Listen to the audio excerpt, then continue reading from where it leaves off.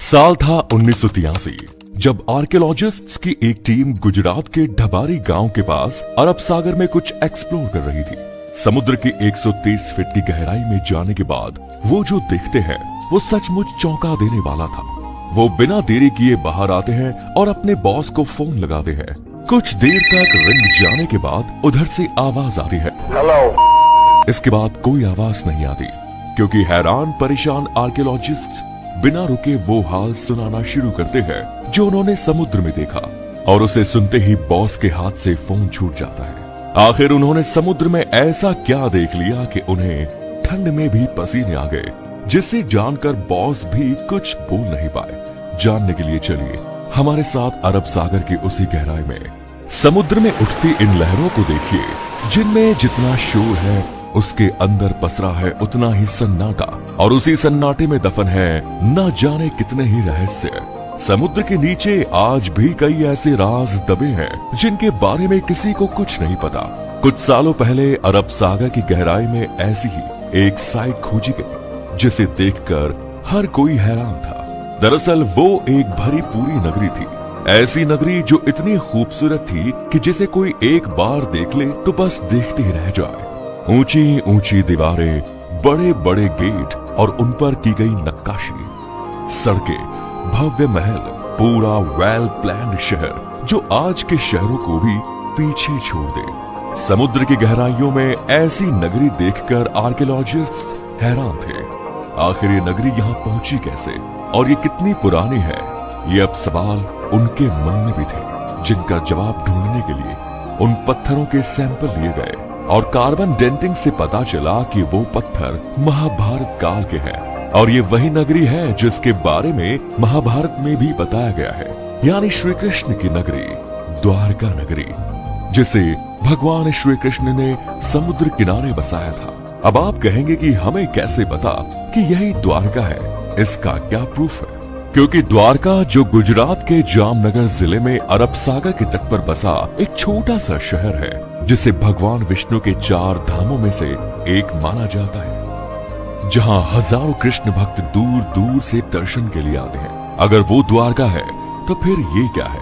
दरअसल श्रीमद् भगवत पुराण के 10वें अध्याय के अनुसार कंस का वध करने के बाद भगवान श्री कृष्ण यादव वंश के साथ मथुरा में रहने लगे, लेकिन कंस की मौत का बदला लेने के लिए उसके ससुर जरासंध ने मथुरा पर 1 या 2 बार नहीं बल्कि पूरे 17 बार अटैक किया। बार बार हो रहे इन आक्रमणों से न केवल मथुरा की प्रजा परेशान थी बल्कि श्री कृष्ण भी दुखी हो चुके थे। इसीलिए उन्होंने अपनी प्रजा की रक्षा के लिए मथुरा से कहीं दूर जाना ही सही समझा, और वो अपने परिवार और पूरी प्रजा के साथ मथुरा से 1285 किलोमीटर दूर अरब सागर किनारे जा पहुंचे, और उन्होंने विश्वकर्मा को समुद्र के ऊपर एक नगरी बनाने का आदेश दिया। लेकिन समुद्र देव की मर्जी के बिना ये पॉसिबल नहीं था, इसलिए भगवान श्री कृष्ण ने समुद्र देव की पूजा की, जिससे खुश होकर समुद्र देव ने अरब सागर के बीचों बीच 12 योजन यानी करीब 153.6 किलोमीटर धरती गिफ्ट की। इसी भूमि पर भगवान विश्वकर्मा ने विशाल द्वारका नगरी का निर्माण किया। ये एक ऐसी नगरी थी जो आज की वेल प्लेन्ड सिटीज को भी मात दे सकती थी। ऊंची दीवारें, बड़े दरवाजे, बगीचे, तालाब, सोने के महल, सब कुछ बेहद ही खूबसूरत तरीके से बनाया गया था। और इसी नगर के बीचों बीच था श्री कृष्ण का महल, जो बेहद आलीशान था।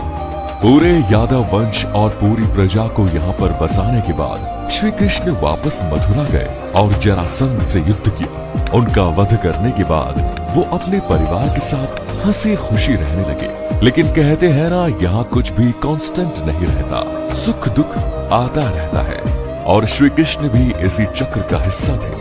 दरअसल कुछ समय के बाद पांडवों और कौरवों के बीच युद्ध शुरू होता है, जिसमें भगवान कृष्ण अर्जुन के सारथी बने।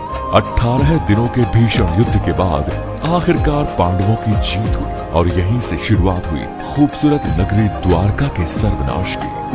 दरअसल महाभारत के स्त्री पर्व के अकॉर्डिंग माता गांधारी ने जब अपने 100 पुत्रों के शव देखे तो वो ये दुख नहीं सह पाई और उन्होंने भगवान कृष्ण को अपने बेटों की मौत का जिम्मेदार ठहराते हुए उन्हें श्राप दे दिया कि जैसे उसके वंश का विनाश हुआ है, ठीक वैसे ही 36 साल बाद तुम्हारे वंश का भी ऐसे ही विनाश होगा। श्री कृष्ण इसके बारे में पहले से जानते थे, इसीलिए उन्होंने माता गांधारी के श्राप को आशीर्वाद समझकर एक्सेप्ट कर लिया। इसके अलावा एक और श्राप था जो यादव वंश के विनाश का कारण बना। एक बार की बात है, जब द्वारका के पास बसे पवित्र स्थल पिंडारक में कई ज्ञानी साधु संत आए हुए थे। उन्हें देखकर श्री कृष्ण के पुत्र सांब ने अपने ऋषि मुनियों से अपने होने वाले बच्चे के बारे में पूछा।